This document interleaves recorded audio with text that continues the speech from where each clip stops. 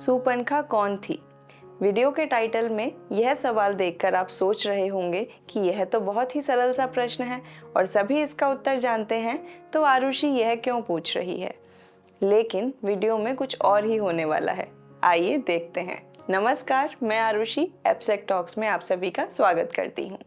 तो हुआ कुछ यूँ कि जब एक छोटे बच्चे से पूछा गया कि सुपनखा कौन थी, तो बच्चा बोला कि लक्ष्मण की पत्नी थी।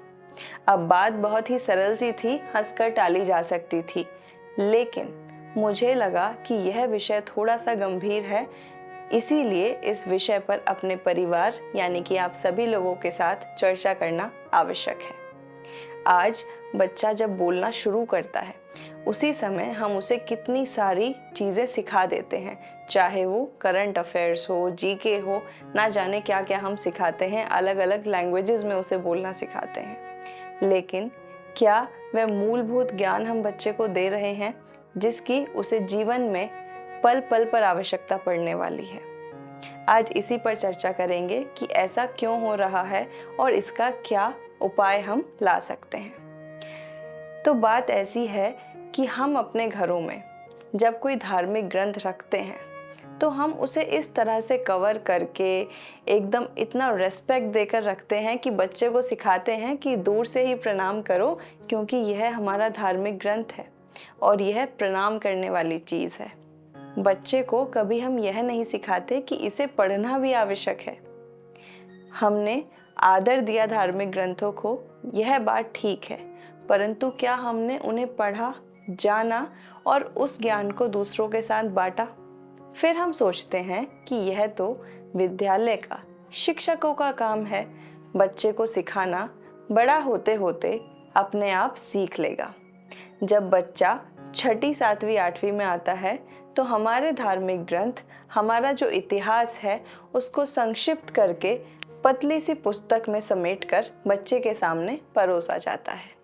अब वह बच्चा अब ऐसी स्टेज पर पहुंच चुका है जहां उसे अपनी मातृभाषा से ही प्रेम नहीं है। जब वह हिंदी में इन धार्मिक ग्रंथों को पढ़ता है, इन ऐतिहासिक ग्रंथों को पढ़ता है, रामायण, महाभारत, बुद्ध चरित्र आदि, तब तक उसके दिमाग में यह भार पहुंच चुका होता है कि हिंदी बहुत ही टफ है, मुझे अच्छी नहीं लगती, मुझे समझ नहीं आती, और वो एक सब्जेक्टिव नॉलेज की तरह बस उसे सीखता है। एग्जाम में लिखकर आना है, वहीं तक वह ज्ञान सीमित हो जाता है, क्योंकि माता पिता को यह कहते हुए बहुत ही गर्व होता है कि हमारे बच्चे को इंग्लिश तो आती है पर हिंदी नहीं आती। अब जब बच्चा इस मेंटालिटी के साथ कुछ पढ़ेगा तो वह उसे कितना अपने भीतर उतार पाएगा, यह तो हम सभी समझ सकते हैं।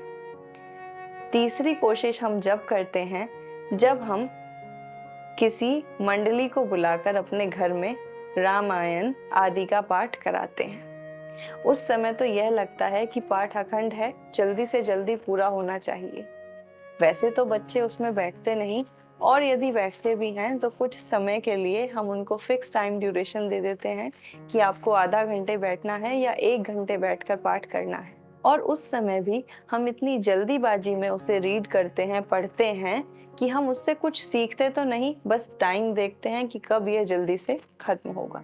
हमने अपने गौरवपूर्ण इतिहास को, अपने महापुरुषों को केवल इन्हीं चीज़ों तक समेट के रख दिया है कि हम उन पात्रों को तो जानते हैं, लेकिन उनके चरित्र के बारे में नहीं जानते, उनके गुणों को नहीं जानते।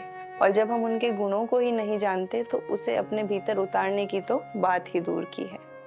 हमसे जो पहली जनरेशन थी वह पढ़ना पसंद करती थी, हमारी जनरेशन केवल सुनने तक सीमित है। और अब जो नई जनरेशन है वह ना तो पढ़ना चाहती है ना सुनना चाहती है। उन्हें चाहिए कि क्विक नॉलेज आ जाए, जल्दी से कुछ चीज़ समझ में आ जाए, आई तो आई और नहीं तो फिर हमें उसकी क्या ज़रूरत है।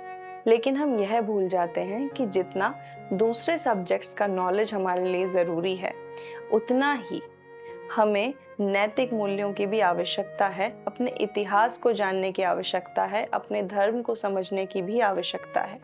क्योंकि अगर हमने यह नहीं समझा तो जीवन की छोटी छोटी चुनौतियों से हम नहीं जीत पाएंगे। अब इसका समाधान क्या है? हम में से कितने लोग हैं जो असल में इन विषयों पर घर में चर्चा करना पसंद करते हैं? हम केवल रील्स को स्क्रॉल करते रहते हैं। क्या कभी हमने सोचा है कि उस समय को हम अपने किसी ग्रंथ की चर्चा पर, किसी मंत्र के अर्थ को जानने पर या किसी महापुरुष के व्यक्तित्व को जानने में बिताएं तो कैसा रहेगा? इससे परिवार में परस्पर प्रेम तो बढ़ेगा ही, साथ ही साथ हमारे ज्ञान का भंडार भी बढ़ेगा। बड़े होने के नाते यह हमारा कर्तव्य है कि छोटे बच्चों के साथ हम इन विषयों पर अवश्य चर्चा करें। उन्हें सिखाएं कि क्या हमारा इतिहास था, कैसे महापुरुष हमारे पूर्वज थे। नहीं तो आने वाले समय में कोई भी अज्ञानी छोटी मोटी चीज़ें उन्हें सिखा देगा और उन्हें लगेगा कि यही सत्य है और हमारे महापुरुष केवल हंसी का एक पात्र बनकर रह जाएंगे। अब यह कार्य कैसे करना है, बच्चों को कैसे इंटरेस्टिंग फॉर्म में यह नॉलेज आपको देनी है, यह आप पर निर्भर करता है।